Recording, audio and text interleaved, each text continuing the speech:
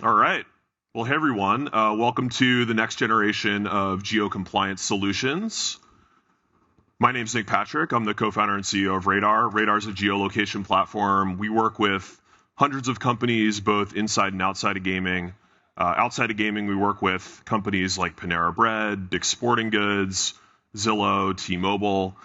Inside of gaming, we work with companies like Sleeper, Every, ExpressBet, Baller Sportsbook, and many more. Gaming is a new vertical for us, so really excited to be here today and talk about why we're so excited about the opportunity in gaming, our approach to geolocation in the gaming space, and what our vision is for the next generation of geo-compliance solutions. It's awesome to be here in New York. I've lived in New York for 12 years.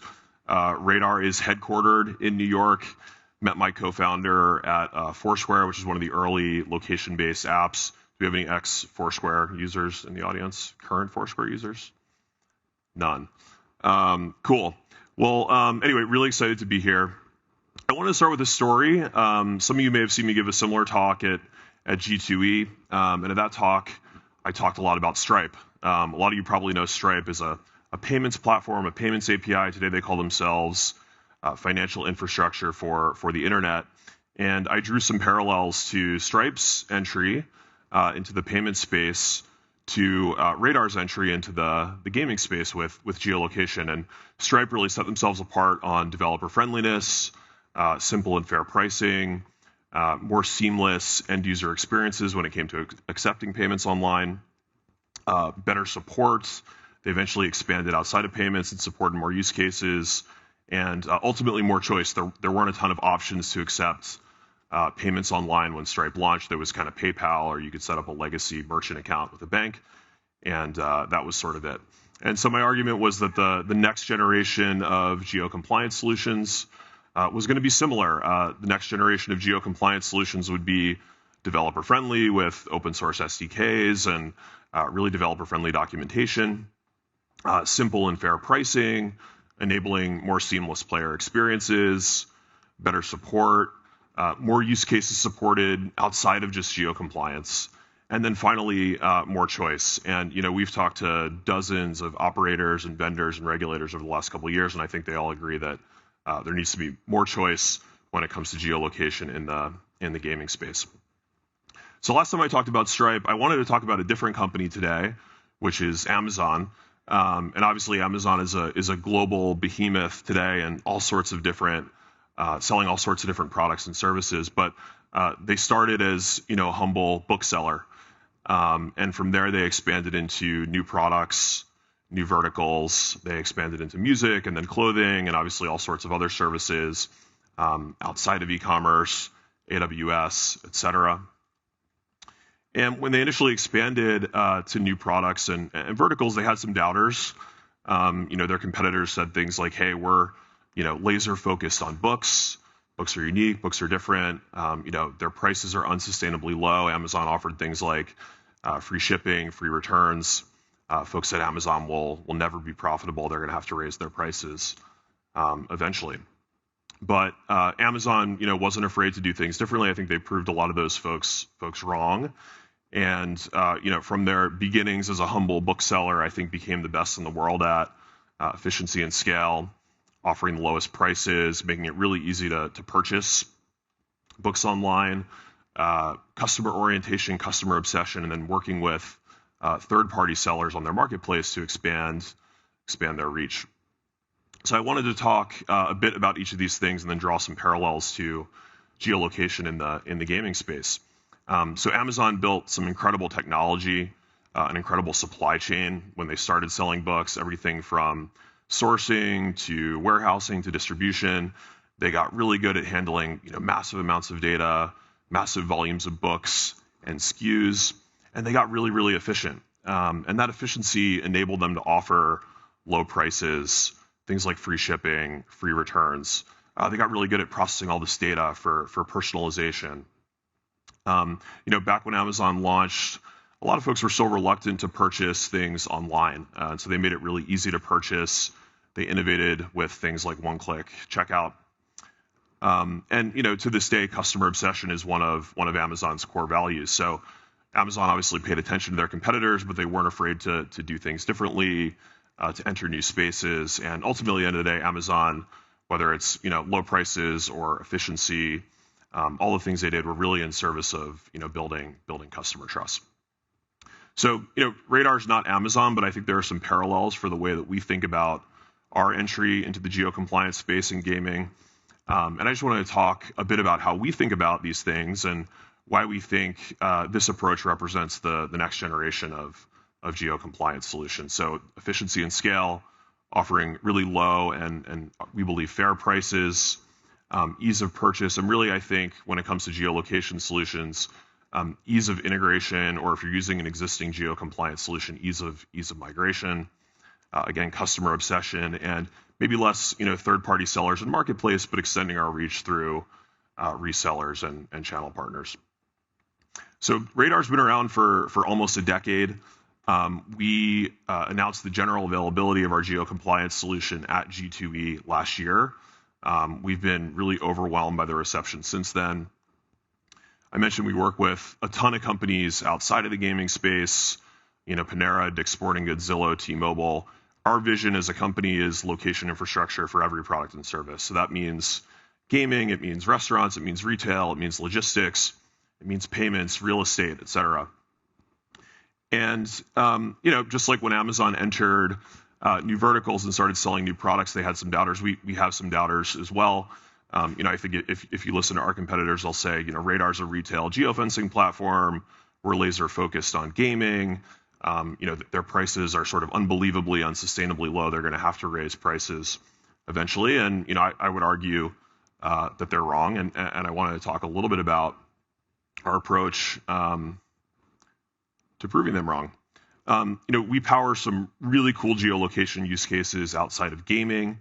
A lot of our retail customers work with us to geofence stores and understand when you walk into a store, when you open the app in a store. We power the store mode for the Dick's Sporting Goods app.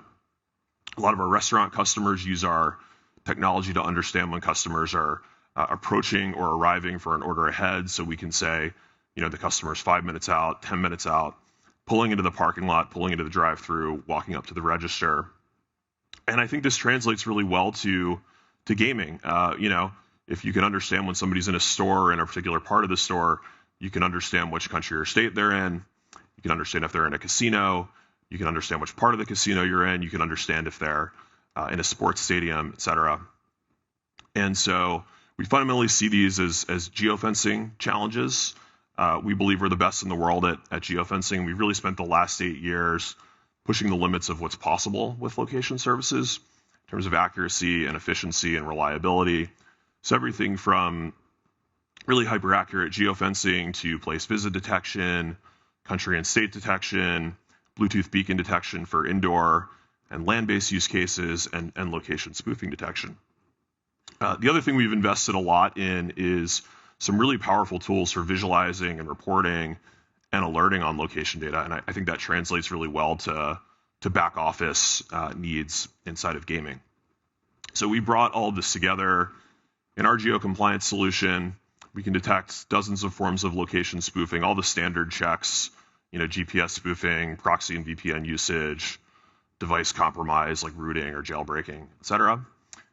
We can detect your current jurisdiction, help you comply with geo requirements in that jurisdiction.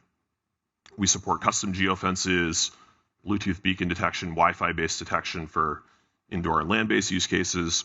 One thing that we do that I think is really unique in the space, which I'm super excited about, is we have out-of-the-box place polygons for every Walmart, every McDonald's in the United States, but also every sports stadium, every casino, all sorts of other types of places as well. So we can detect if you're, walking into MetLife Stadium or opening the app in MSG, or if you're at, the Hard Rock Casino or whatever. Powerful back office capabilities and support for iOS, Android, desktop, and web. In terms of the way we think about some parallels to Amazon and how we're doing things differently, we enter the space with a lot of efficiency and existing scale. So, I've seen some public stats that the big incumbent in geolocation and gaming processed something like 40 billion location pings the other year. We processed 100 billion API calls.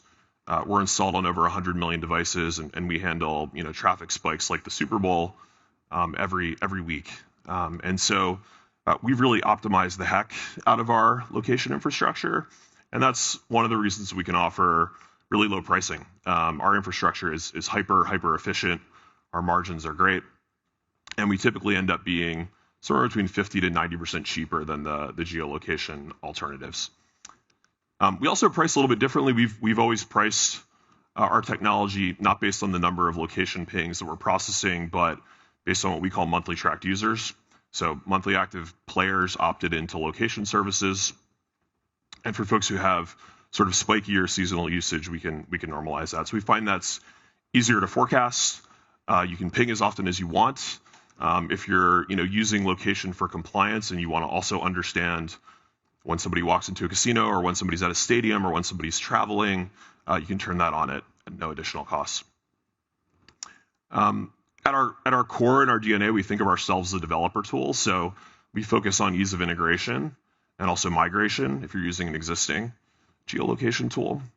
Really unique in the space for us is we have open developer docs, we have self-serve sign-up, open source SDKs, so anybody can sign up for Radar and kind of understand how our product works and get their hands on our tech. And again, mentioned Stripe at the beginning. We think of ourselves like a Stripe for geolocation. I think as folks become more tech forward, teams become tech forward, they're going to be looking for these types of great developer experiences when they choose new tools to integrate.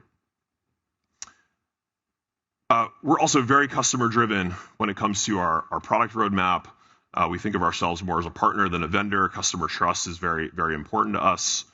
I would say that's something that we differentiate ourselves on. And also we're thinking about ways that we can increase our reach by working with resellers and channel partners. Partnerships have always been a big part of our strategy. We integrate with all sorts of different platforms. So we're thinking about ways that we can bundle our geolocation offering into other services. So I would say if you're a vendor or a consultant out there and you want to be able to provide geolocation services to your customers, we'd love to chat, and we have some exciting stuff that hopefully we'll be able to announce soon there. So coming up on time here, we have a growing roster of gaming customers, DFS apps, sports books, other vendors, sweepstakes, horse betting. There's a lot more in the works, which we'll be announcing soon. We've been really overwhelmed by the demand since we launched at G2E last year. We're licensed in a handful of jurisdictions today. We have licenses pending in another 10, and my goal is to get up at G2E or by the end of the year and say that we're licensed as a vendor in every jurisdiction where online sports betting is legal. So that's our vision for the next generation of geo-compliance solutions in gaming. We're really excited to be here, and if you have any questions or you'd like to chat with us or learn more, feel free to visit us. We're at booth 5 out there, or you can visit us online at radar.com. Thanks, everyone.